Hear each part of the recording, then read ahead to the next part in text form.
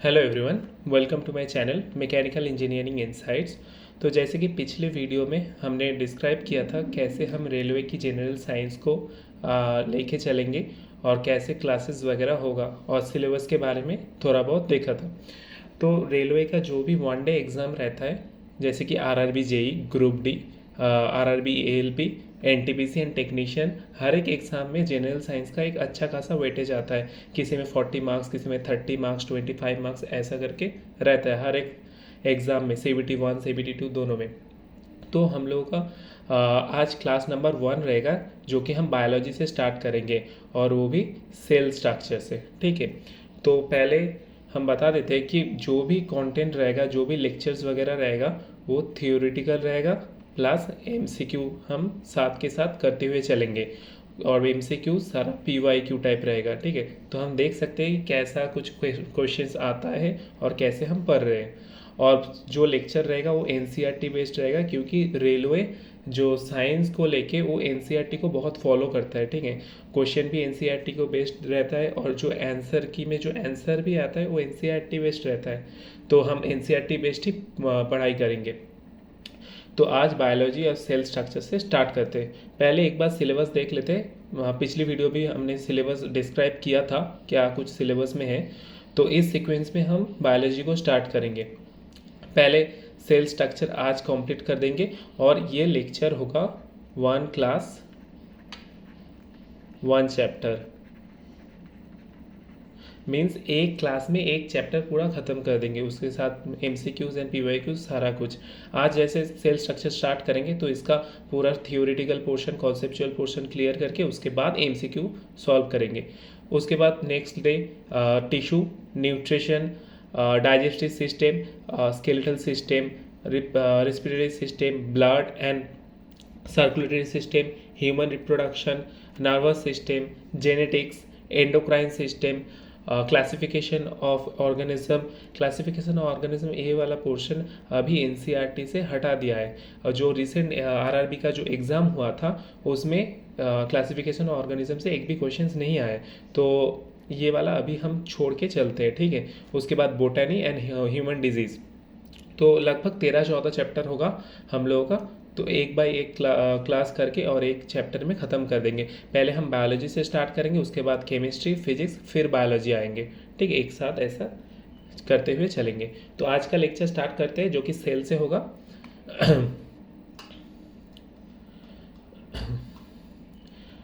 Okay, cell. तो cell को हम कैसे डिफाइन करते हैं? बेसिक हम अगर कोई बोले कि सेल क्या है, तो डेफिनेशन, बेसिक डेफिनेशन क्या है? Fundamental unit of life, building blocks of life and structural and functional unit of life. मतलब क्या हुआ? मतलब सेल एक बहुत बेसिक सा एक फंडामेंटल यूनिट है लाइफ का। कैसे? अगर बहुत सारे सेल मिलके टिश्यू बनाता है, बहुत सारे टिश्यू मिलके एक ऑर्गन बनाता है, और बहुत सारे ऑर्गन मिलके एक ऑर्गन सिस्टम बनाता है। तो इसमें हम देख सकते हैं कि सेल जो है एक basic fundamental and structural unit है एक लाइफ के लिए। ठीक है, तो सेल के लिए डिस्कवर कौन किया था? First discovered by Robert Hooke in 1665। ये साल बहुत इंपॉर्टेंट है। उसके बाद ये ऑब्जर्व किस में किया था? कॉर्क में किया था। ठीक है, और ये वाला जो सेल डिस्कवर रॉबर्ट हुक ने किया था, ये डेड सेल पे किया था। ये याद रखना पड़ेगा कि ये वाला जो फर्स्ट रॉबर्ट हुक का जो सेल डिस्कवरी था, ये डेड सेल के ऊपर था। And the Robert Hooke coined the term cell.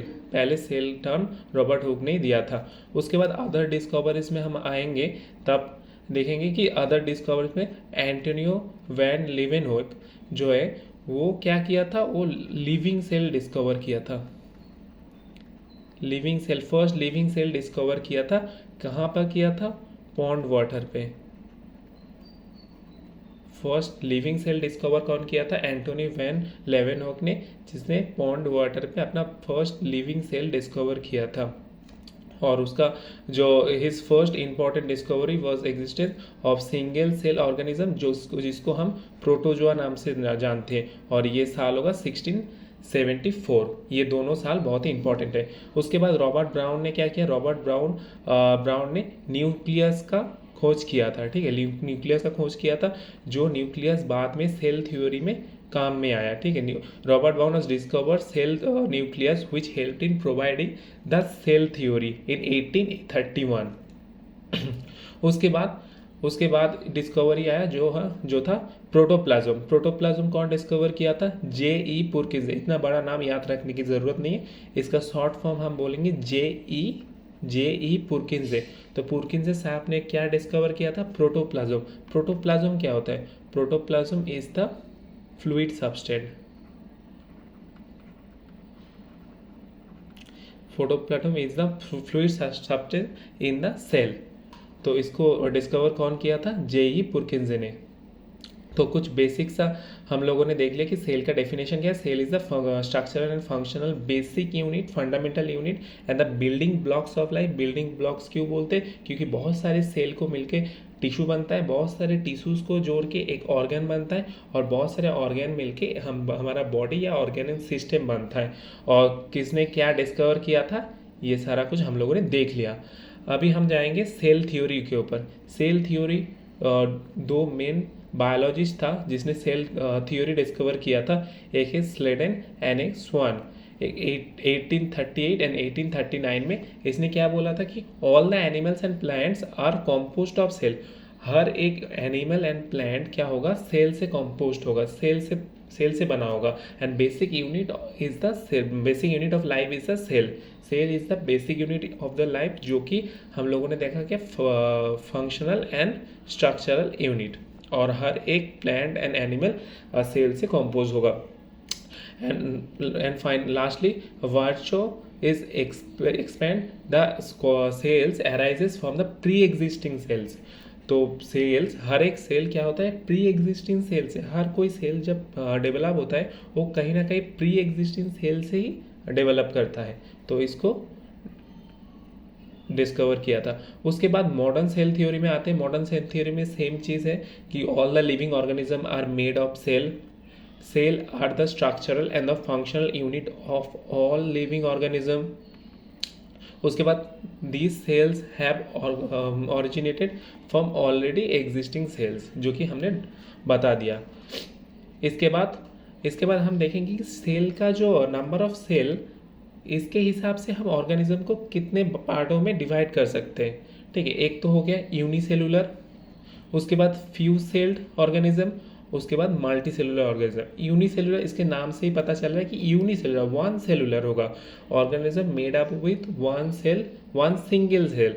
और वही जो वन सेल रहेगा वही हर एक बॉडी का हर एक फंक्शन या परफॉर्मेंस करेगा। जैसे कि example bacteria, east, amoeba, paramecium, ये सारा का जो बॉडी स्ट्रक्चर एक सेल से बना हुआ है, और एक ही सेल इन सब का जो लाइफ फंक्शन सब लीड करता है। और फ्यू सेल ऑर्गेनिज्म, जिसको हम बोलते हैं फ्यू सेल, मतलब कुछ few hundreds and few thousands of cell से इसको रिप्रेजेंट किया जाता है। एंड इसका एग्जाम्पल होगा स्पाइरोगायरा एंड वॉलवॉक्स, ठीक है। यूनिसेलुलर मीन्स सिंगल सेल से पूरा बॉडी फंक्शन करेगा। फ्यू सेल्स मीन्स जब 1000 एंड 100 सेल से हमारा पूरा बॉडी फंक्शन करेगा, जैसे कि स्पाइरोगायरा और वॉलवॉक्स में करता है। और मल्टी सेलुलर, जैसे हम लोगों का ह्यूमन बॉडी, ट्रीज, जो भी है, ये सारा लोगों का क्या होता है? मल्टी सेलुलर ऑर्गेनिज्म है। इसमें क्या है? Millions and billions of cell characterised by complex structure and differentiation. मतलब मिलियंस एंड बिलियंस ऑफ जो सेल्स होता है, ये लोग एक कॉम्प्लेक्स एक स्ट्रक्चर फॉर्म करते हैं, एंड इसको डिफरेंशिएशन की मदद से हर एक काम डायरेक्टली परफॉर्म करता है। और ये उससे कम कॉम्प्लेक्स होगा, ये एकदम सिंपल प्रोसेस होगा। इसके बाद आता है कि सेल का साइज, ठीक है। सेल का साइज में क्या है? सेल लॉन्गेस्ट सेल हम क्या जानते हैं? Longest cell is the nerve cell, जिसका लेंथ होगा 3 मीटर से ज़्यादा लॉन्ग होता है। लार्जेस्ट सेल क्या पाया जाता है? ऑस्ट्रिच का सेल, ऑस्ट्रिच एग सेल जो होता है वो लार्जेस्ट सेल होता है। इसका अगर वेट पूछा जाए कभी तो ये होगा 1.5 kg, और इसका डायमीटर भी दिया हुआ है। और दो चीज़ हमको याद रखना पड़ेगा ह्यूमंस के पर्सपेक्टिव में, ठीक है। ह्यूमंस के पास एक होता है स्मॉलेस्ट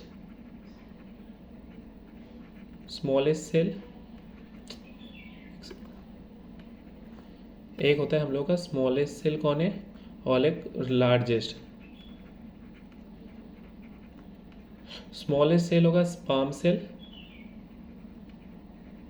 और लार्जेस्ट सेल होगा एग सेल, जो कि फीमेल में पाया जाता है।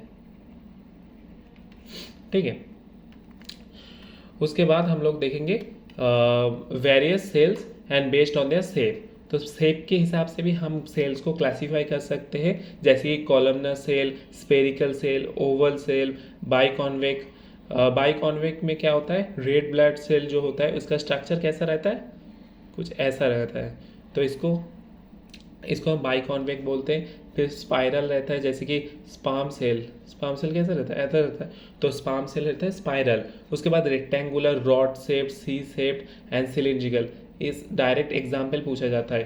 ठीक है, एक दे देगा कि ओवल शेप, अगर मान लीजिए कि सिलिंड्रिकल शेप कौन सा है, उसके बाद यहाँ से 4 एग्जाम्पल देगा और ये वाला देगा स्ट्रेटेड मसल फाइबर सेल। तो इसमें स्ट्रेटेड मसल फाइबर सेल को हमको टिक करके आना होगा। सारा एग्जाम्पल हमको याद रखना पड़ेगा। उसके बाद और कुछ है जिसको बोलते हैं ब्रांच सेल, जिसको नार्व सेल के नाम से जानते हैं। स्पिंडल से, smooth muscle cell, bean shaped, guard cell from a plant leaf and irregular shape of amoeba. Amoeba का इरेगुलर शेप सेल कैसे बोल सकते हैं, एमीबा का पहले हम लोगों ने देख चुके हैं कि एमीबा सिंगल सेलुलर है, लेकिन एमीबा का इरेगुलर शेप होता है, क्योंकि एमीबा जब उसका स्यूडोपोडिया की हेल्प से अपना फूड कैप्चर करता है या मूवमेंट करता है, तब क्या होता है, अपना स्यूडोपोडिया आगे करता है और जो फूड पार्टिकल्स रहता है इसको अपने अंदर कैप्चर कर लेता है। तो इसके लिए एक मूवमेंट होता है, तो इस मूवमेंट की वजह से एमीबा एक इरेगुलर शेल के क्लासीफाई में आता है। तो ये हम लोगों ने देख लिया कि शेप के हिसाब से सेल को कैसे क्लासीफाई किया जाता है। उसके बाद हम देखेंगे structural organisation of cell. Cell का जो स्ट्रक्चरल ऑर्गेनाइजेशन है, बेसिक ऑर्गेनाइजेशन, किन बेसिक पार्ट्स में हम डिवाइड कर सकते हैं, उसके बाद सब पार्ट्स भी हम देखेंगे। बेसिक पार्ट्स एक बार देख लेते हैं। बेसिक पार्ट्स क्या है, cell wall, cell membrane, cytoplasm and nucleus. इन बेसिक 4 भागों में हम एक सेल स्ट्रक्चर को, ऑर्गेनिज्म को एक डिवाइड कर सकते हैं। ठीक है, सेल वॉल क्या है, एक चीज़ को हम उसके बाद देखेंगे। Cell wall in plant, bacteria, fungus cells only. तो सेल वॉल कहाँ मिलता है, only in plant, bacteria and fungus. Cell wall absent in animal. Most important कि सेल वॉल एनिमल सेल में एब्सेंट होता है हमेशा। Protect the content of the cell. Cell के अंदर जो भी सारा सामान होता है उसको प्रोटेक्ट करने का काम क्या है, सेल वॉल का काम होगा। Made up of cellulose. Cellulose is one kind of carbohydrate. ठीक है, फ्रीली पार्मिएबल मीन्स सब कोई भी मटेरियल होगा वो सेल वॉल क्या करेगा, परमिएबल करेगा, सारा कुछ को अंदर आने देगा और सारा कुछ को बाहर जाने देगा, कहीं पर कोई रिस्ट्रिक्शन नहीं होगा। इसको बोलते हैं freely permeable. And provide the strength of the cell. तो basic function is the provide the strength of the cell. Cell को एक स्ट्रेंथ प्रोवाइड करता है, प्रोटेक्ट करता है, अंदर का जो कंटेंट रहता है सारा कुछ, और ये freely permeable and made up with cellulose.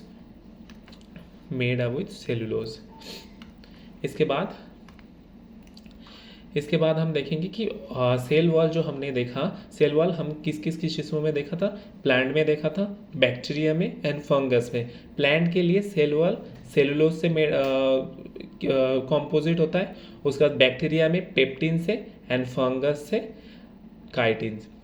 में काइटिन से। इन तीन चीज़ों को हमको याद रखना पड़ेगा। बैक्टीरिया में पेप्टिन, फंगस में काइटिन एंड प्लांट में cellulose which is made up of carbohydrate. And one more thing is mycoplasma do not contain cell wall. Mycoplasma में कोई सेल वॉल नहीं रहता है। Animal does not contain cell wall. Animal में क्या रहता है, सेल मेम्ब्रेन रहता है, जो कि हम बाद में देखेंगे। कुछ MCQs वगैरह देख लेते हैं। क्या है, who discover the cell, Robert Hooke. First discover किया था रॉबर्ट हुक 1665 में। उसके बाद the cell theory given by Schleiden and Schwann is not applicable in which of the following. हाँ, एक इंपॉर्टेंट चीज़ है कि वायरस में सेल थ्योरी एप्लीकेबल नहीं होता। Cell theory does not apply in which of the following. Virus एक ऐसा प्राणी है जिसमें सेल थ्योरी अप्लाई नहीं होता। वायरस के अलावा हर एक चीज़, बैक्टीरिया से शुरू होके ह्यूमंस, प्लांट्स, एल्गी, फंगस, हर एक चीज़ में सेल थ्योरी अप्लाई होता है, लेकिन वायरस में कोई सेल थ्योरी अप्लाई नहीं होता है। उसके बाद हम सेल वॉल पर जान लिए, उसके बाद हम सेल मेम्ब्रेन जानेंगे। सेल मेम्ब्रेन क्या है? Cell membrane forms the outermost covering of the animal cell and lies next to the cell wall in the plant cell। Plant cell में क्या होगा? प्लांट सेल में एक प्लांट सेल अगर हम ड्रॉ करें, प्लांट सेल में पहले एक सेल वॉल होगा, जो कि हम देख चुके हैं कि प्लांट में सेल वॉल होगा, उसके बाद सेल मेम्ब्रेन होगा। लेकिन एनिमल सेल में पहले ही एक सेल मेम्ब्रेन होगा। जी, यहाँ पे कोई सेल वॉल नहीं रहता है। सेल मेम्ब्रेन हर एक सेल में होता है, लेकिन सेल वॉल सिर्फ प्लांट सेल या फंगस, ऐसा हर एक जो ग्रीन ऑर्गेनिज्म है उसमें रहता है।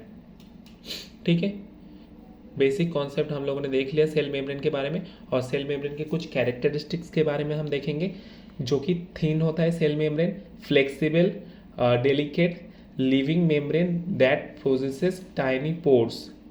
कुछ जो एक सेल मेम्ब्रेन क्या होता है? लिविंग होता है, और इसमें कुछ टाइनी पोर्स रहता है। टाइनी पोर्स के काम क्या है? It the cell membrane is called selective permeable membrane. Selective permeable means semi permeable membrane भी बोल सकते हैं इसको। सेल वॉल में क्या देख रहे थे कि जो भी कुछ मटेरियल्स वगैरह होगा, मिनरल्स वगैरह होगा, सारा कुछ सेल के अंदर भी जा सकता है, अंदर से बाहर भी आ सकता है। लेकिन सेल मेम्ब्रेन क्या करता है? Cell membrane semi permeable membrane की तरह काम करता है। जो भी कुछ सम मटेरियल्स, जो कुछ एसेंशियल मटेरियल्स होगा उसको ही हम एंट्री करेंगे, और जो नॉन एसेंशियल मटेरियल्स होगा उसको हम एग्जिट करेगा। ठीक है, इसको ही बोलते हैं सिलेक्टिवली परमिएबल मेम्ब्रेन और सेमी परमिएबल मेम्ब्रेन। और जो सेल मेम्ब्रेन रहता है, और जो सेल मेम्ब्रेन या प्लाज्मा मेम्ब्रेन बोल सकते हैं, ये किससे बना होगा? लिपिड एंड प्रोटीन से। Lipid means fat and protein से। ठीक है, सेल वॉल किससे बना होगा? सेल वॉल बना होता है सेलुलोज से, एंड सेल मेम्ब्रेन बना होगा लिपिड एंड प्रोटीन से। बेसिक डिफरेंस हो गया। इसके बाद हम देखेंगे diffusion and osmosis. Diffusion osmosis दोनों सेम टाइप का चीज़ है, लेकिन दोनों में एक बेसिक डिफरेंस होता है। डिफ्यूजन के बारे में पहले देखते हैं। Diffusion the spontaneous movement of a substance from a region to high concentration to a region of the low concentration called diffusion. मतलब कहीं पर कोई गैस, मान लीजिए गैस का कोई हाई कॉन्सेंट्रेशन है, इसमें हाई कॉन्सेंट्रेशन है और यहाँ पे लो कॉन्सेंट्रेशन है, तो क्या होगा? यह हाई कॉन्सेंट्रेशन से हमेशा लो कॉन्सेंट्रेशन की ओर जो पार्टिकल है, मूवमेंट, सब्सटेंस का मूवमेंट होगा, इसको ही बोलते हैं diffusion. High concentration to low concentration, इसको डिफ्यूजन बोलते हैं। Some substance like carbon dioxide, oxygen can move across the cell membrane by the process of the called diffusion. जो कार्बन डाइऑक्साइड होगा, ऑक्सीजन होगा, इस सेल मेम्ब्रेन के through हमारे cell के अंदर आएगा। Cell membrane is semi permeable membrane, जो कार्बन डाइऑक्साइड और ऑक्सीजन को अंदर आने देगा, और इस प्रोसेस को बोलते हैं diffusion. Diffusion is for gaseous exchange. And osmosis, अब ऑस्मोसिस क्या है? ऑस्मोसिस को बोलते हैं the movement of water molecule through a semi permeable membrane along the concentration gradient in is called osmosis. Concentration gradient मतलब जो high concentration to low concentration यहाँ पर भी होगा, लेकिन यहाँ पर क्या होगा? वाटर मॉलिक्यूल का फ्लो होगा। ठीक है, through the semi permeable membrane. Example, unicellular fresh water organisms and most plant tends to gain water through osmosis. जो भी सिंगल सेलुलर जो फ्रेश वाटर ऑर्गेनिज्म है, वो क्या करता है? ऑस्मोसिस के थ्रू अपने अंदर वाटर को इनटेक करता है। एंड जो रूट होता है, प्लांट रूट होता है, प्लांट रूट कैसे वाटर को अपने अंदर एब्जॉर्ब करता है? By the help of the osmosis. Osmosis में क्या होता है? अगर यहाँ पे एक प्लांट होगा, तो इसके अंदर नीचे इसका रूट्स होगा, तो यहाँ पे वाटर कॉन्सेंट्रेशन ज़्यादा होगा मिट्टी के अंदर, और प्लांट के रूट में वाटर कॉन्सेंट्रेशन कम होगा। तो थ्रू द प्लाज्मा मेम्ब्रेन क्या होगा? Water high concentration to low concentration, मतलब रूट्स के अंदर जाएगा। ठीक है। इस प्रोसेस को हम ऑस्मोसिस बोलते हैं। इस ऑस्मोसिस का 3 मेजर कंपोनेंट है जिसको हम डिस्क्राइब करेंगे। एक है हाइपोटोनिक सॉल्यूशन, दूसरा है हाइपरटोनिक सॉल्यूशन और तीसरा है आइसोटोनिक सॉल्यूशन। अगर एक सेल को हम हाइपोटोनिक सॉल्यूशन में रखते हैं तो उसका क्या नेचर में क्या डिफरेंस आएगा। अगर वही सेल को हम अगर हाइपरटोनिक सॉल्यूशन में रखते हैं तो क्या चेंजेस आएगा, एंड अगर आइसोटोनिक सॉल्यूशन में रखते हैं तो क्या चेंजेस रहेगा। अगर हम उसको आइसोटोनिक सॉल्यूशन में रखते हैं उसमें क्या होगा, जो सॉल्यूशन होगा, सॉल्यूशन का कॉन्सेंट्रेशन और सेल के अंदर का वाटर कॉन्सेंट्रेशन सेम होगा, तो यहाँ पर कोई चेंजेस नहीं होगा, एक नॉर्मल स्टेट में रहेगा। और चेंजेस होगा भी, जो वाटर अंदर आएगा वही सेम अमाउंट ऑफ वाटर बाहर आ जाएगा। तो इसमें क्या होगा, कोई नेचर में कोई चेंज नहीं होगा, ठीक है। तो इसको हम बोलेंगे आइसोटोनिक सॉल्यूशन। हाइपोटोनिक सॉल्यूशन क्या, if the medium surrounding the cell has a higher water concentration then the cell. अगर इस वाटर में इस सॉल्यूशन में वाटर कॉन्सेंट्रेशन ज़्यादा होगा, वाटर कॉन्सेंट्रेशन ज़्यादा होगा सेल के पर्सपेक्टिव में, meaning that the outside solution has very dilute, ठीक है, then the cell will gain water by osmosis. Such a solution is known as hypotonic solution, ठीक है। इनको पढ़ने की ज़रूरत है। इन सिंपल टर्म क्या बोल रहे हैं ये, कि अगर कोई सेल को हम अगर हाइपोटोनिक सॉल्यूशन में रखते हैं, हाइपोटोनिक सॉल्यूशन मीन्स ये जो सॉल्यूशन है, ये सॉल्यूशन का कॉन्सेंट्रेशन हाई है, ठीक है, और जो सेल का कॉन्सेंट्रेशन वो लो है, तो क्या करेगा, वाटर सेल के अंदर आ जाएगा। वाटर सेल के अंदर आ जाएगा, क्या होगा, वो सेल फूल जाएगा, फूल के एक टाइम के बाद सेल फट जाएगा, ठीक है। इसको ही हम बोलते हैं हाइपोटोनिक सॉल्यूशन। हाइपोटोनिक सॉल्यूशन का मतलब जहाँ पे जो सॉल्यूशन का कॉन्सेंट्रेशन है वो सॉल्यूशन का जो वाटर कॉन्सेंट्रेशन है वो ज़्यादा होगा सेल के पर्सपेक्टिव में। और हाइपरटोनिक में पूरा उल्टा होगा, यहाँ पे जो सॉल्यूशन का जो कॉन्सेंट्रेशन है वो कम होगा रिस्पेक्टिव टू सेल कॉन्सेंट्रेशन, ठीक है। तब क्या होगा, जो सेल में जो वाटर होगा वो क्या कहाँ बाहर आ जाएगा ना, सेल में ज़्यादा है, यहाँ पे सॉल्यूशन में कम है, तो सेल से सॉल्यूशन में आ जाएगा, तो ये श्रिंक्ड हो जाएगा। तो इसको ही बोलते हैं हाइपरटोनिक सॉल्यूशन। ये डिस्क्राइब कर दिया हम लोगों ने। इसके बाद हम आते हैं कि सेल के अंदर का चीज़, जो सेल के अंदर अभी टोटल सेल के बारे में बात कर रहे थे हम, सेल के क्या कुछ फंक्शंस वगैरह है, तो अब आएंगे सेल के अंदर क्या क्या चीज़ है।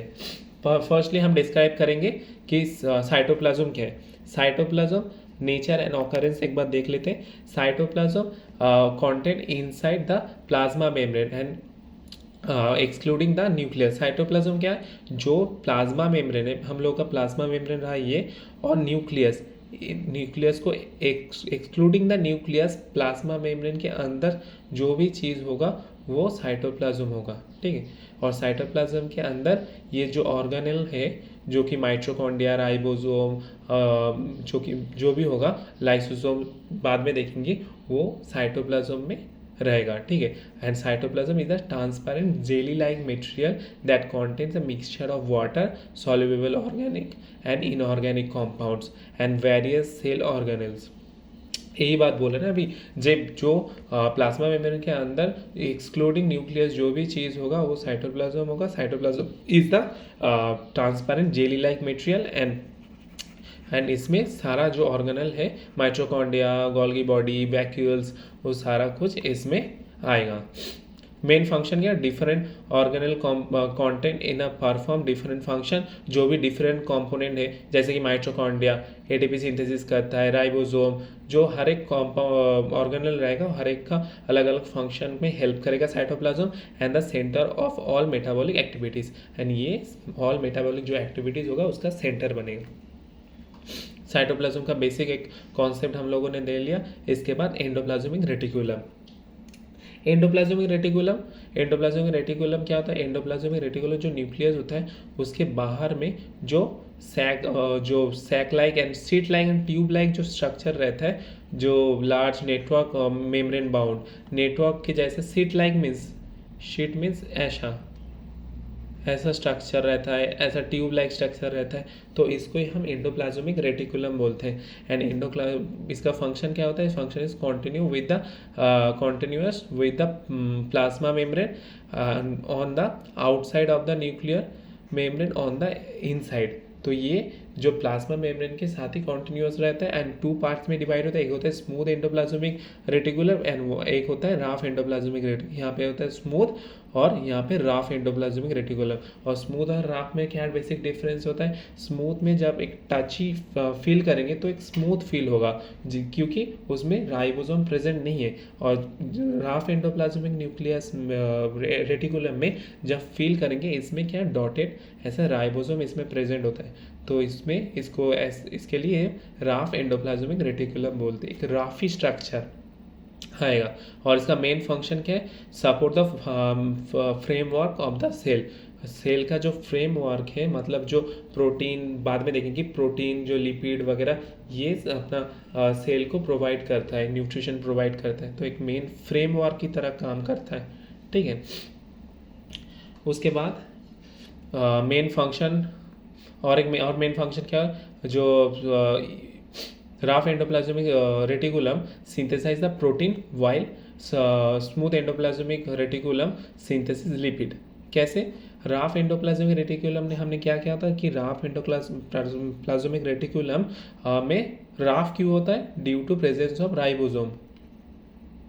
राइबोसोम प्रेजेंट होता है तो राइबोसोम क्या करता है? प्रोटीन सिंथेसिस में हेल्प करता है। और स्मूथ एंडोप्लाज्मिक रेटिकुलम में राइबोसोम प्रेजेंट नहीं होता, ये क्या करता है? लिपिड सिंथेसिस करता है, जो कि फैट सिंथेसिस करता है and provides a pathway for the distribution of the material. और जब मटेरियल होगा इसका डिस्ट्रीब्यूशन में एक पाथवे की तरह हेल्प करेगा। और endoplasmic reticulum, some of these proteins and lipids help in building the cell membrane. This process is known as membrane biogenesis. membrane biogenesis बहुत इंपॉर्टेंट है, इसमें से क्वेश्चन आ भी सकता है, ठीक है। एनसीईआरटी से उठाया हुआ लाइन है। मेम्ब्रेन बायोजेनेसिस क्या बोलते हैं कि some of this protein and lipids help in building the cell membrane. जो कौन सा प्रोटीन एंड लिपिड बोल रहे हैं? कौन सा प्रोटीन लिपिड? जो यहाँ पे राफ एंडोप्लाज्मिक रेटिकुलम से जो प्रोटीन सिंथेसिस हुआ था और जो स्मूथ एंडोप्लाज्मिक रेटिकुलम से जो लिपिड सिंथेसिस हुआ था, ये दोनों अगर सेल मेम्ब्रेन बिल्डिंग में हेल्प करेगा उसको बोलते हैं मेम्ब्रेन बायोजेनेसिस, ठीक है। उसके बाद endoplasmic reticulum provides a surface for same of the biochemical activities of the cell. Biochemical activities में हेल्प करेगा in the liver cell of the group of the animal call vertebrate. Vertebrate मतलब हम लोग vertebrate है, तो हम लोगों में क्या होगा कि लीवर सेल में जो एंडोप्लाज्मिक रेटिकुलम एक सरफेस प्रोवाइड करेगा बायोकेमिकल एक्टिविटीज़ के लिए, ठीक है। और मेन फंक्शन और एक फंक्शन है जो स्मूथ एंडोप्लाज्मिक रेटिकुलम होता है, plays a crucial role in the detoxifying many poisons and drug. अगर हमारे बॉडी में कोई टॉक्सिक एलिमेंट आ गया, ठीक है, कोई टॉक्सिक एलिमेंट आ गया तो स्मूथ एंडोप्लाज्मिक रेटिकुलम क्या करेगा? वो टॉक्सिक सब्सटेंस को डिटॉक्सिफाई करने में मदद करेगा। इसके बाद हम थोड़ा एमसीक्यूज देख लेते हैं, जो भी पढ़ा कि ribosome makes protein. Simple questions ये आया 2021 में एनटीपीसी का क्वेश्चन है। उसके बाद which of the following organelle is called the protein factory? Ribosome. Simple question. What is the basic unit of life? Cell. What are the complex carbohydrate that form cell wall in the plant? Plant में क्या था? Cellulose, ठीक है। उसके बाद हम लोगों ने बैक्टीरिया में देखा था, फंगस में देखा था। और जो प्लाज्मा मेम्ब्रेन वो क्या किस चीज़ से बना है? प्रोटीन एंड लिपिड से। Which cell organ eliminates the toxic substance, toxic effect of toxins and medicines? Endoplasmic reticulum, mainly smooth endoplasmic reticulum. अभी पढ़ा ना हम लोगों ने कि स्मूथ एंडोप्लाज्मिक रेटिकुलम जो डिटॉक्सिफाई करने में मदद करता है। इससे डायरेक्ट क्वेश्चन आ गया। इसके बाद हम देखेंगे कि गोल्गी एपरेटस। गोल्गी एपरेटस का काम क्या है? Discover by Camillo Golgi. Important है, इसका नाम से ही गोल्गी नाम आया है कि कैमिलियो गोल्गी गोल्गी एपरेटस का डिस्कवर किया था। नेचर क्या है, सैक लाइक फ्लैटेंड मेम्ब्रेन्स है, एक सैक लाइक स्ट्रक्चर होता है गोल्गी एपरेटस मेनली, ठीक है। Golgi apparatus consist of the system membrane bound vesicle arrange approximately parallel to each other in the stack called cisterns। तो ये जो सैक लाइक स्ट्रक्चर होता है, ये सैक लाइक स्ट्रक्चर एक फॉर्म में अरेंजमेंट होता है, एक फॉर्म में अरेंज होता है। इस जो अरेंजमेंट है एक फॉर्म की तरह, ठीक है, एक पैरेलल जो अरेंजमेंट है इसको ही बोलते सिस्टर्न्स, ठीक है, यहाँ पे लिखा है। इसके बाद main function, it function the includes the storage, modification and packaging. Most important, इससे क्वेश्चन आएगा ही कि जो गोल्गी एपरेटस है इसका मेन फंक्शन क्या है, स्टोरेज के तौर पे काम करता है, मॉडिफिकेशन करता है, ठीक है, और पैकेजिंग ऑफ प्रोडक्ट का जो पैकेजिंग होता है इन वेसिकल्स, तो उसमें पैकेजिंग में हेल्प करता है। इन सम केसेस कॉम्प्लेक्स और शुगर में be made from simple sugars in the Golgi apparatus. Golgi apparatus का और एक काम क्या होता है, गोल्गी एपरेटस जो कॉम्प्लेक्स शुगर है उसको सिंपल शुगर मॉलिक्यूल्स में तोड़ देता है। Which of the following organelles is responsible for the transport, modification, packing of protein and lipid into the vessels? क्या होगा, गोल्गी बॉडी। तो गोल्गी बॉडी का मेन एक फंक्शन क्या होगा, जो responsible for transport, modification, storage and packaging of the products means the proteins and the lipids, ठीक है। इसके बाद लाइसोसोम पे आते हैं। लाइसोसोम क्या है, डिस्कवर बाय, इतना नहीं आएगा, ये वाला आएगा, डिस्कवर बाय गोल्गी बॉडी का डिस्कवर बाय कैमिलियो गोल्गी, ये इंपॉर्टेंट है। बाकी लाइसोसोम देख लेते हैं। लाइसोसोम का मेन फंक्शन क्या होता है, is the during the distribution the cellular metabolism such as when the cell get damaged lysosome में burst and the enzyme digest their own cell.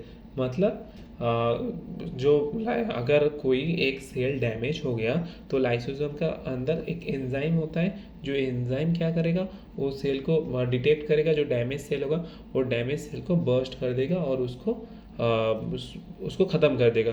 तो इसके लिए लाइसोसोम को क्या बोलते हैं कि सुइसाइड बैग बोलते हैं, ठीक है। Also known as suicide bag, disposal bag, atom bomb, cleaners मतलब जो डैमेज सेल हो गया, जो डैमेज जो सेल वगैरह रहता है उसको क्या करते हैं, एंजाइम की by the help of the enzyme इसको डाइजेस्ट कर देता है, उसको ख़त्म कर देता है। इसके लिए उसको सुइसाइड बैग और क्लीनर्स बोलते हैं। Which of the following organelle is called as a suicide bag, lysosome.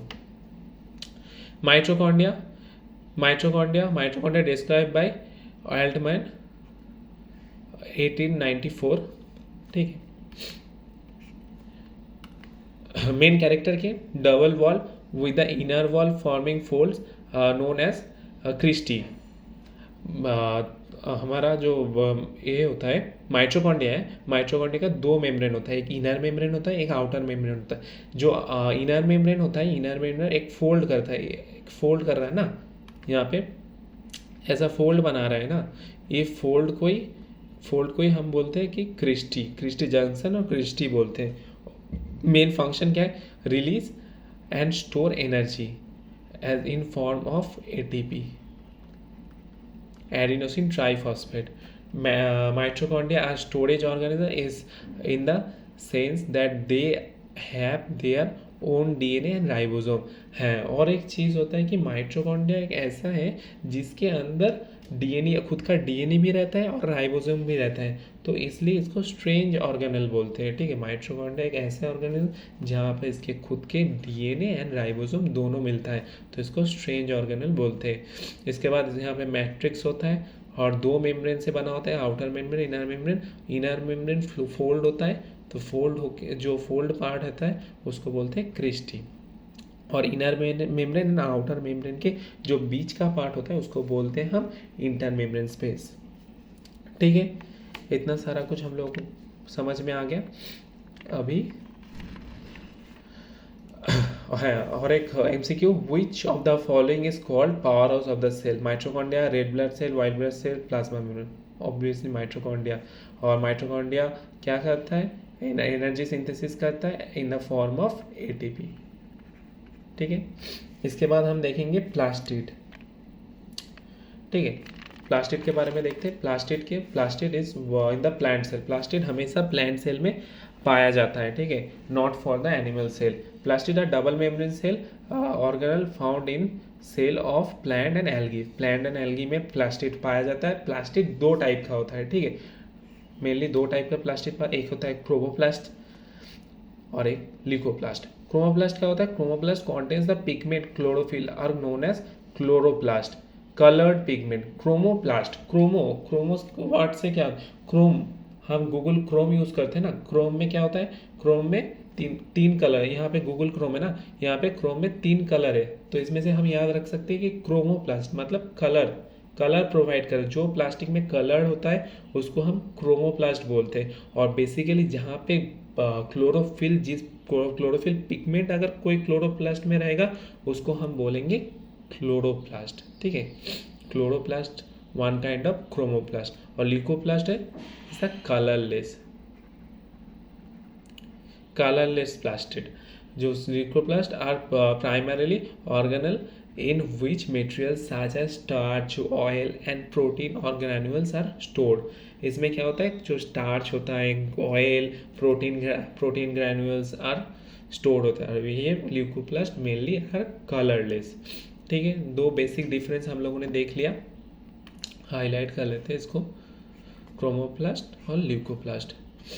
इसके बाद फोटोसिंथेसिस का जो पोर्शन है ये हम बोटैनी के अंदर डिस्क्राइब करेंगे, रिएक्शन वगैरह देखेंगे। लेकिन जो बेसिक एक कॉन्सेप्ट की plants make their own fruits through visible lights की मदद से प्लांट अपना खुद का खाना बना लेता है। और ये जो फूड बनाता है इसमें कौन सा जो कलर है most effective? White, red and then blue. उसके बाद प्लास्टिड। हाँ, इसमें प्लास्टिड क्या है? प्लास्टिक 3 टाइप का प्लास्टिड होता है, एक chloroplast, chromoplast and leucoplast. Chloroplast जिसमें क्लोरोफिल पिगमेंट प्रेजेंट होता है। ठीक है, जिसमें क्लोरोफिल पिगमेंट प्रेजेंट होता है। क्रोमोप्लास्ट मीन्स कलरफुल, यहाँ मीन्स जो फ्लावर फ्रूट्स में जो कलर आता है ना, इस क्रोमोप्लास्ट की मदद से आता है। और ल्यूकोप्लास्ट जो कलरलेस रहता है, जो कि oil, protein granules and starch store करता है। बेसिक क्लियर हो गया हम लोग का। और क्लोरोप्लास्ट का एक फंक्शन दिया कि main function to absorb light. Chloroplast has 3 pigment. Chloroplast का 3 पिगमेंट होता है। कौन सा? एक तो chlorophyll A, chlorophyll B and carotenoid. Chlorophyll A कौन सा रेड लाइट एब्जॉर्ब करता है?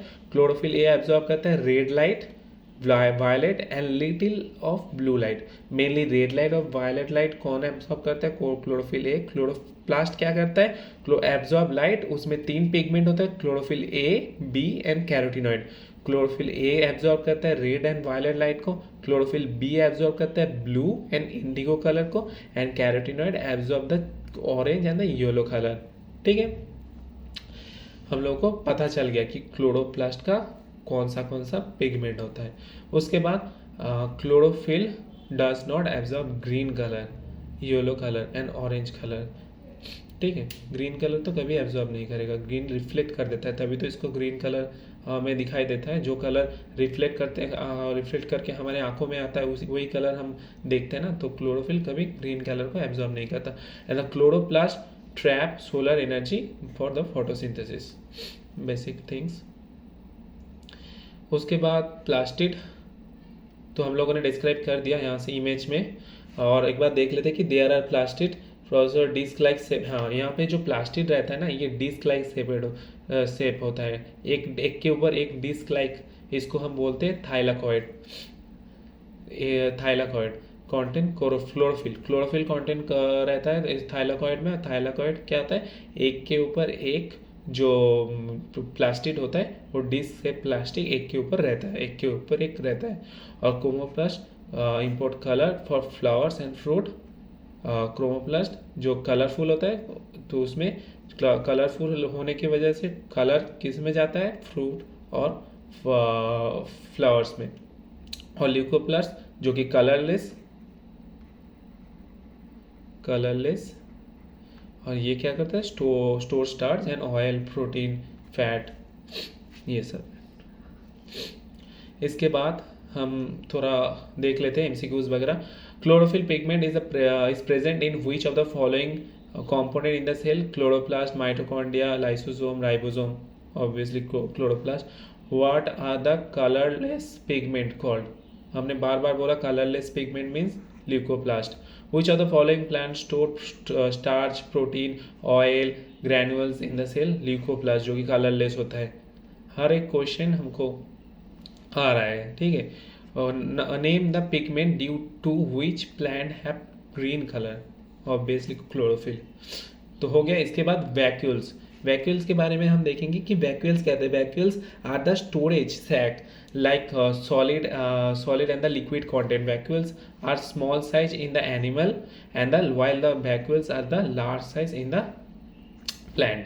अगर एक प्लांट सेल को हम ड्रॉ करें, इसका सेल वॉल हो गया, ठीक है। इसके अंदर होगा सेल मेम्ब्रेन होगा, और इसके अंदर मोस्ट ऑफ द पार्ट्स में क्या रहेगा, मोस्ट ऑफ द पार्ट्स में रहेगा वैक्यूल्स। तो ये होगा वैक्यूल्स। प्लांट सेल में वैक्यूल्स का जो साइज होता है वो एनिमल्स सेल के कंपैरेटिवली बहुत ज़्यादा होता है, ठीक है। इसमें न्यूक्लियस रहेगा और अदर ऑर्गेनल रहेगा, और एनिमल में छोटा सा रहेगा। और ये क्या करता है, एक स्टोरेज सैक की तरह काम करता है, जो कि सॉलिड एंड लिक्विड कंटेंट को स्टोर करता है। फंक्शन क्या है, in the plant vacuoles are full of cell sap and providing the rigidity of the cell. Many substances of importance in life of the planet in the life of the plant cell are stored in the vacuoles। तो vacuoles में क्या होगा, जो plant का जो vacuoles होगा rigid होगा, ठीक है। बहुत जगह लार्ज शेप होगा, रिजिड होगा, एंड बहुत सारा सब्सटेंस उसमें स्टोर रहेगा, ठीक है। This includes the amino acid. कौन सा जो इंपॉर्टेंट सब्सटेंस स्टोर करेगा, उसमें एमिनो एसिड आता है, फिर sugar molecules, various organic acids and some proteins, ठीक है। वैक्यूल्स के बारे में हम लोगों ने देख लिया। और एनिमल में वैक्यूल्स का साइज बहुत छोटा है, और वही सेम काम करता है, स्टोरेज का रूप में काम करता है। उसके बाद amoeba is a single cell organelle like amoeba food. Amoeba का बारे में यहाँ पे क्यों दिया है, एमीबा में फूड जो वैक्यूल्स हैं, food vacuoles contains the food item that amoeba has consume. Amoeba में, एमीबा का शेप कैसा होता है, ऐसा कुछ होता है। इसमें भी फूड जो वैक्यूल्स है, वैक्यूल्स में एमीबा क्या रखता है, अपना फूड कंज्यूम करके यहाँ पे स्टोर रखता है, ठीक है। इसलिए यहाँ पे दिया हुआ है एमीबा का। In some unicellular organism specified vacuoles also play important roles in expelling the excess water and some waste from the cell। कोई जो यूनिसेलुलर ऑर्गेनिज्म है उसमें वैक्यूल्स बहुत इंपॉर्टेंट रोल प्ले करता है, कि waste and water, excess water, ये सब स्टोर करने के लिए भी इंपॉर्टेंट रोल प्ले करते हैं। कहाँ पे, यूनिसेलुलर में। एक क्वेश्चन दिया है कि find the waste product in the plant cell shown in the. Waste product मतलब, यहाँ वेस्ट प्रोडक्ट सुनते ही हमको क्या समझ में आ जाएगा कि लाइसोसोम के वैक्यूल्स के बारे में बात कर रहा है, ठीक है। वैक्यूल्स जो सैक लाइक जो स्टोर करता है, वेस्ट प्रोडक्ट भी स्टोर करता है, कोई मिनरल्स वगैरह स्टोर करता है, तो उसको हम बोलेंगे वो इसको बारे में हम याद आ जाएगा। तो इसमें कौन सा, ये वाला प्लांट हमने बताया था लार्जेस्ट रहता है, ये 4 नंबर वाला होगा हमारा वैक्यूल्स। इसके बाद ribosome is 2 type of ribosome, prokaryotic ribosome, eukaryotic ribosome. Prokaryotic ribosome is 70S, जो कि सब यूनिट 50S एंड 30S में डिवाइडेड होता है, and 80S ribosome, 60S ribosome and 40S ribosome में डिवाइड होता है, and discovered by George Emil Palade in 1995। तो और उसके बाद the term ribosome was proposed by the scientist Richard B Roberts. जो राइबोसोम टर्म जो उसने दिया था उसको वो साइंटिस्ट रिचर्ड बी रॉबर्ट। तो मेनली दो क्वेश्चन आता है, एक तो प्रोकैरियोटिक में राइबोसोम का कितना होता है 70s किस में डिवाइड होता है, सब यूनिट 50s एंड 30s, और eukaryotic 80s 60s and 40s में डिवाइड होता है। ये इंपॉर्टेंट, इसको याद रखना पड़ेगा, ठीक है। इसके बाद न्यूक्लियस में क्या है, न्यूक्लियस में हम देखेंगे nucleus nature and occurrence. Nucleus are usually the most prominent organelle in the eukaryotic cell, ठीक है, and certainly the called the cell control ward centre. Nucleus क्या है, न्यूक्लियस जो रहता है वो मोस्ट एबंडेंट होता है, सबसे ज़्यादा रहता है, ठीक है, एक सेल के अंदर सब मोस्ट विजिबल रहता है, और इसको हम बोलते हैं कंट्रोल सेंटर, सेल का कंट्रोल सेंटर के नाम से हम जानते हैं, ठीक है। The largest cell organelle and the most spherical and dense, सबसे स्पेरिकल एंड डेंस होता है nucleus is the surrounded by the nuclear membrane with the thin pores and the allow substances to the enter and the leave. तो nucleus के बाहर क्या होता है, nucleus के बाहर एक थिन मेम्ब्रेन होता है जिसमें क्या करता है कि पोर्स रहता है, जो जहाँ पे जो सब्सटेंसेस होता है वो बाहर जा सकता है और अंदर आ सकता है, ठीक है। और मेन फंक्शन क्या होता है, रेगुलेट्स द सेल फंक्शन, जो सेल का जो बाकी जो काम होगा वो कौन रेगुलेट करेगा, न्यूक्लियस रेगुलेट करेगा, इसलिए न्यूक्लियस को हम क्या बोलते हैं, control centre of the cell. Brain भी बोल सकते हैं, ठीक है, सेल का ब्रेन कौन होता है, न्यूक्लियस होता है। उसके बाद प्रोकैरियोटिक सेल, क्या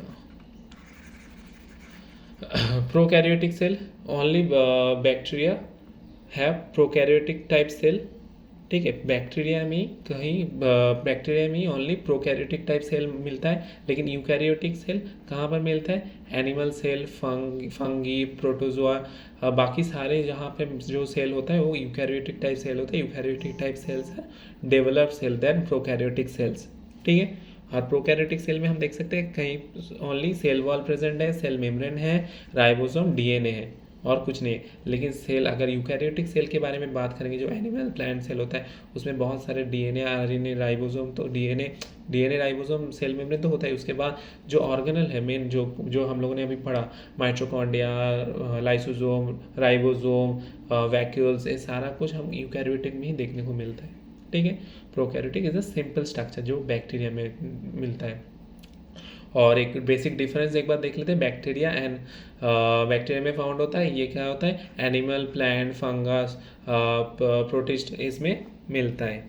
न्यूक्लियस एब्सेंट, न्यूक्लियस नहीं मिलता। DNA exist in the reason called nucleoid, only DNA पाया जाता है, डीएनए राइबोसोम पाया जाता है, और डीएनए जहाँ पर पाया जाता है उसको बोलते हैं न्यूक्लियोइड बोलते हैं, आर प्रेजेंट, और nucleus absent only DNA present, और न्यूक्लियस यहाँ पे प्रेजेंट होता है, DNA enclose with the nuclear membrane. Size क्या होता है, size generally smaller, size generally larger, और राइबोसोम स्मॉलर, राइबोसोम तो होता है लेकिन स्मॉलर होता है, और राइबोसोम लार्जर राइबोसोम नॉर्मली होता है। और DNA structure single cellular chromosome and multiple linear chromosome. Basic difference of prokaryotic cell and eukaryotic cell. इसके बाद एमसीक्यूज हैं, एमसीक्यूज हम होमवर्क है, ये एमसीक्यूज हम बाद में कर लेंगे। इसके बाद देखते हैं, बहुत सारा एमसीक्यूज है, मोस्टली पीवाईक्यूज है। 2022 में आया था ग्रुप डी में, ये भी 2022 में आया था ग्रुप डी में, जो पढ़ाया हुआ है उसमें से ही आया हुआ सारा कुछ। उसके बाद हम देखेंगे सेल डिवीजन को एक बार देख लेते हैं, ठीक है। सेल डिवीजन बहुत इंपॉर्टेंट है। सेल डिवीजन क्या होता है, सेल डिवीजन दो टाइप का सेल डिवीजन होता है, एक तो माइटोसिस सेल डिवीजन होता है, एक तो मियोसिस सेल डिवीजन होता है। Mitosis cell division is the क्या होता है, यहाँ पे 46 क्रोमोसोम जो होता है हम लोग के पास, वो डिवाइड होकर 46 + 46 ही रहता है, ठीक है, डॉटर सेल में, और ये होगा पेरेंट सेल में, और ये डॉटर सेल में 46 + 46 रहता है। लेकिन मियोसिस में 46 जो पेरेंट सेल है, जिसको हम 2n के नाम से जानते हैं, इसको जब ये डिवाइड होगा तो n + n में डिवाइड होगा, 23 + 23 में। और हेल्ड इन सोमैटिक सेल, जो भी सोमैटिक सेल होगा उसमें माइटोसिस होगा, ठीक है। जैसे कि हम लोग का स्किन का सेल हो गया, हैंड सेल, नो सेल, हर कोई सेल में हमारा जो सोमैटिक सेल है उसमें माइटोसिस डिवीजन दिखाई देगा। और जो एक सेल और स्पर्म सेल है, सेक्स सेल्स मेनली, उसमें क्या होगा, हमारा मियोसिस डिवीजन होगा। ठीक है। Except cells sex cell, all the somatic cells are in the mitosis division. और एक बार थोड़ा सा देख लेते हैं कि माइटोसिस एंड मियोसिस डिवीजन होता कैसे है। Cell division, mitosis and mitosis में क्या होता है, माइटोसिस में हम याद रखेंगे एक ट्रिक, पी माई टी करके, पी माई टी। ठीक है। पी माई टी मतलब प्रोफेस, मेटाफेस, एनाफेस, टेलोफेस, इंटरफेस।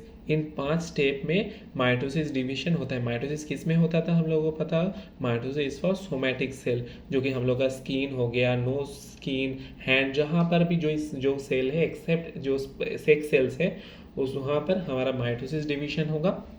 और इसमें 5 स्टेजेस में होगा। प्रोफेज में क्या होगा, प्रोफेज में क्रोमोसोम कॉन्डेंसेशन होगा, क्रोमोसोम एक जगह पे आएगा। उसके बाद मेटाफेज में क्या होगा, chromosomes are equatorial plane, chromosome equatorial plane में यहाँ पे आ गया, सेंटर पे आएगा, इक्वेटोरियल प्लेन पे क्रोमोसोम कॉन्डेंस होगा। उसके बाद एनाफेज में क्या होगा, chromatids are moving in towards pole, chromosome chromatid में डिवाइड होके towards north pole and south pole में जाएगा। उसके बाद टेलोफेज में making nuclear envelope and making 2 cells. Telophase में क्या होगा, एक एनवेलप क्रिएट हो जाएगा अलग अलग, और दोनों अलग अलग जो एनवेलप क्रिएट होगा उसमें दोनों का अलग अलग क्रोमैटिड्स और न्यूक्लियर जो डीएनए वगैरह दोनों अलग हो जाएगा। और इंटरफेस में क्या होगा, interphase is divided into 2 different cell. तो दोनों डिवाइड होने से पहले जो स्टेज होगा उसको टेलोफेज बोले, जो इनिशियल डिवाइड होने के इनिशियल जो स्टेट होगा उसको बोलते हैं telophase. And after the division दोनों जब अलग हो जाएगा, खुद का न्यूक्लियस आ जाएगा, जो पूरा सब्सटेंस अलग हो जाएगा, उसको हम इंटरफेज बोलते हैं। तो 5 भागों में डिवाइड होता है, इसको हम पीएमआईटी नाम से जानते हैं, prophase, metaphase, anaphase, telophase and interphase. और जो साइटोप्लाज्म होगा ना, साइटोप्लाज्म डिवाइड जब होगा उसको बोलते हैं साइटोकाइनेसिस। ठीक है। और एक जो मायोसिस, जो कि सेक्स सेल में होता है, divide in the sex cell, जो कि sperm cell and egg cell में होगा। ठीक है। इसको हम हैप्लॉइड बोलेंगे और इसको हम डिप्लॉइड बोलेंगे। कुछ बेसिक सा चीज़। और डीएनए एंड आरएनए ये बाद में देखेंगे, लेकिन यहाँ पे दिया हुआ है तो DNA and RNA describe by Frederick Miescher. ठीक है। डीएनए आरएनए डिस्क्राइब किया था। उसके बाद इसके बाद एनिमल सेल और प्लांट सेल का बेसिक डिफरेंस है, हम लोगों ने पहले भी देख चुका है, animal cell and plant cell. Animal cell और cell wall absent, cell wall present obviously. और यहाँ पे क्या होगा, सेल मेम्ब्रेन दोनों में प्रेजेंट होगा। सेल मेम्ब्रेन हर कहीं पर होगा, लेकिन cell wall only for plant, ठीक है, प्लांट एंड फंगस, इन सारी चीज़ों में। Golgi body are present called dictyosome. Vacuoles are absent, if present they are small. हमने पढ़ा था ना कि एनिमल सेल में वैक्यूल्स छोटा सा होता है, अगर होगा तो छोटा सा होगा, लेकिन प्लांट सेल में क्या होता है, वैक्यूल्स एक बड़ा लार्ज शेप, बड़ा जगह घेर के रखता है। ठीक है। न्यूक्लियस तो हम लोगों ने पढ़ चुके हैं, लेकिन न्यूक्लियस का जो क्रोमोसोम सेक्शन है वो एक बार देख लेते हैं कि contents chromosome made of gene, gene मिलके क्रोमोसोम बनाता है, which control the heredity and the characteristic. जो हम लोगों का जो हेरिडिटी, जो हम लोगों का बॉडी का जो कैरेक्टरिस्टिक्स है एक जनरेशन से दूसरे जनरेशन, वो कौन कंट्रोल करता है, जीन्स कंट्रोल करता है, जो क्रोमोसोम बनाता है। Nucleus, some acid are found inside the nucleus which are called nucleic acid। ठीक है। These were described, ये हम लोगों ने देख लिया। और two types DNA and RNA, deoxyribonucleic acid and ribonucleic acid, full form. और कुछ यहाँ पे देख लेते कि जो स्पीसीज रहता है उसका क्रोमोसोम कितना क्या रहता है। ठीक है। जैसे कि डॉग में क्रोमोसोम कितना आता है, 78 क्रोमोसोम। ह्यूमन हम लोग को पता है 46 क्रोमोसोम। सिंपैंजी में कितना होता है, 48। राइस में 24। राउंड वॉर में 4। ठीक है। हाईएस्ट क्रोमोसोम ये देख लेंगे एक बार। उसके बाद डीएनए आरएनए, डीएनए और आरएनए में क्या है, डीएनए डीएनए जो बनता है वो न्यूक्लियोसाइड से बनता है, और न्यूक्लियोसाइड किससे बनता है, nucleoside is made up of sugar and nitrogen bases, and nucleotide किससे बनता है, sugar nitrogen base plus phosphate, जहाँ पे यहाँ पे मेंशन किया है ना न्यूक्लियोसाइड प्लस फॉस्फेट, न्यूक्लियोसाइड कहाँ से बनता है, शुगर एंड नाइट्रोजन बेसिस से। और एक चीज़ chromosome, chromosome made up of DNA, जो DNA is deoxyribonucleic acid, chromosome first discovered, हाँ दो चीज़, क्रोमोसोम किसने फर्स्ट डिस्कवर किया था, वर्लर फेमिंग ने क्रोमोसोम डिस्कवर किया था, and Watson and Crick, Watson and Crick ने क्या डिस्क्राइब किया था, डिस्कवर किया था structure, the structure of the DNA. ये दोनों बहुत कॉन्फ्यूजिंग हो जाता है कि वॉलर फेमिंग क्या करता है, क्रोमोसोम डिस्कवर किया था, एंड वॉटसन एंड क्रिक क्या किया था, discover the structure of the DNA, the segment of the DNA specific pattern is called gene. DNA का एक स्पेसिफिक अगर पैटर्न होगा, हर एक का अलग अलग स्पेसिफिक पैटर्न होगा, उसको हम जीन्स बोलते हैं। And chromatin when cell resting phase में जब रहता है और उसको हम क्रोमेटिन बोलते हैं, और it made up RNA DNA and nucleus protein. तो बेसिक हम लोग न्यूक्लियस क्रोमोसोम के बारे में देख लिए। इसके बाद there are nitrogen bases, total nitrogen bases क्या होता है, purine and pyrimidine bases, purine and adenine, guanine, thymine, cytosine and uracil, and nitrogen bases DNA RNA. DNA में क्या क्या रहता है, adenine, cytosine, guanine, thymine, and RNA में क्या रहता है, adenine, cytosine, uracil and guanine. और तो इसमें क्या होता है कि यूरासिल जो होता है, यूरासिल इसमें अलग, यहाँ यहाँ यूरासिल रहता है, यहाँ पे थाइमिन रहता है, ठीक है। ये सारा कुछ हम लोग पहले भी देख चुके हैं। तो प्यूरिन बेस रहता है और पिरिमिडिन बेस रहता है। उसके बाद एक और मोस्ट इंपॉर्टेंट चीज़, एडेनिन जो होता है, एडेनिन डबल बॉन्ड से बनता है, और गुआनिन क्या होता है, गुआनिन होता है ट्रिपल बॉन्ड से, ठीक है। गुआनिन और साइटोसिन ट्रिपल बॉन्ड से बनता है, और एडेनिन और थाइमिन जो स्ट्रक्चर बनता है जब डीएनए का, तब एडेनिन और थाइमिन का जो स्ट्रक्चर होता है डबल बॉन्ड से बनता है, और गुआनिन साइटोसिन में और डीएनए में ये होता है डबल ट्रिपल बॉन्ड में। यहाँ पे कुछ यहाँ पे कुछ दिया हुआ है कि क्या लेंथ, डीएनए का लेंथ होता है 34 एंगस्ट्रॉम, और नंबर ऑफ बेस पेयर्स कितना होता है, 10 बेस पेयर्स, ठीक है। और एक हेलिक्स में डीएनए में 10 बेस पेयर्स रहता है, और जो the length of the DNA is 3.4 nanometre और 34 एंगस्ट्रॉम। और चार चीज़ मोस्ट इम्पॉर्टेंट ये पूछा जाता है हर एक जब डीएनए से क्वेश्चन आएगा, ये आता ही आता है। प्रोसेस डीएनए टू डीएनए जब प्रोसेस होगा उसको बोलते हैं रेप्लिकेशन। उसके बाद डीएनए टू आरएनए जब होगा ट्रांसक्रिप्शन होगा। उसके बाद आरएनए टू डीएनए जब होगा इसको बोलते हैं रिवर्स ट्रांसक्रिप्शन। एंड जब आरएनए टू प्रोटीन सिंथेसिस होगा उसको बोलते हैं ट्रांसलेशन, ठीक है। चार चीज़ें, एक तो DNA to DNA replication, DNA replication नाम से हम जानते हैं इसको। उसके बाद डीएनए टू आरएनए ट्रांसक्रिप्शन, उसके बाद RNA to DNA reverse transcription, इसको डीएनए टू आरएनए ट्रांसक्रिप्शन, ठीक है। और जब आरएनए से डीएनए होगा इसको रिवर्स ट्रांसक्रिप्शन बोलते हैं ना, आरएनए टू प्रोटीन ट्रांसलेशन। और दो एंजाइम के बारे में हम जानेंगे कि जो एंजाइम डीएनए टू डीएनए मतलब रेप्लिकेशन, तो इस रेप्लिकेशन में कौन सा एंजाइम हेल्प करेगा, polymerase. And helping enzyme to DNA to RNA means transcription, transcription में कौन सा एंजाइम हेल्प करेगा, ट्रांसक्रिप्टेज, ठीक है। इसका नाम से ही पता चलेगा, ट्रांसक्रिप्शन में ट्रांसक्रिप्टेज एंड रेप्लिकेशन में पॉलीमरेज। उसके बाद उसके बाद थोड़ा क्वेश्चंस वगैरह है यहाँ पे, PYQs और नॉर्मल क्वेश्चंस, या जैसे कि nucleotide are made up of sugar molecules, nitrogen base and phosphate, ठीक है। और sugar molecules and nitrogen base को हम क्या बोलते हैं, न्यूक्लियोसाइड, ठीक है। दोनों को एक साथ न्यूक्लियोसाइड बोलते हैं। अगर उसके साथ फॉस्फेट ऐड हो जाता है तो इसको बोलते हैं nucleotide. Cytosine is related to guanine, then adenine is related to thymine. यहाँ पर देखा ना हमने यहाँ पे एडेनिन थाइमिन से बॉन्ड बनाता है डबल बॉन्ड, और गुआनिन साइटोसिन से बॉन्ड बनाता है वो भी ट्रिपल बॉन्ड बनाता है, ठीक है। ये सारा कुछ देख लिया हमने। यहाँ पे डीएनए का लेंथ कितना बेस पेयर रहता है एक हेलिक्स में, तो आज का लेक्चर यहीं पर था। पूरा सेल हम लोगों ने ख़त्म कर दिया। सेल स्ट्रक्चर बेसिकली पूरा ख़त्म हो गया और एमसीक्यूज क्वेश्चंस वगैरह है, बहुत कुछ क्वेश्चन छूट गया है, तो वो देख लेंगे एक बार।